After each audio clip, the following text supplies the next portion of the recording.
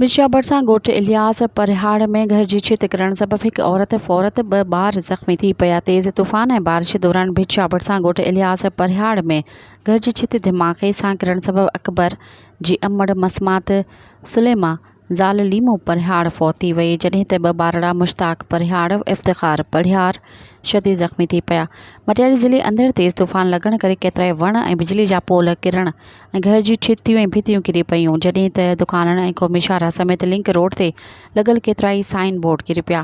ज़िले जे सभिनी नंढनि वॾनि शहरनि में वॾ फुड़ी सां तेज़ बरसाति वसंदी रही, जॾहिं सां हेठियां इलाइक़ा पाणी हेठि अची विया आहिनि। मज़ीद ख़बरनि ऐं तफ़सीलात लाइ विज़िट कयो असांजी वेबसाइट www.awamiNewsHD.com ऐं ॾिसंदा रहो अवामी न्यूज़ HD।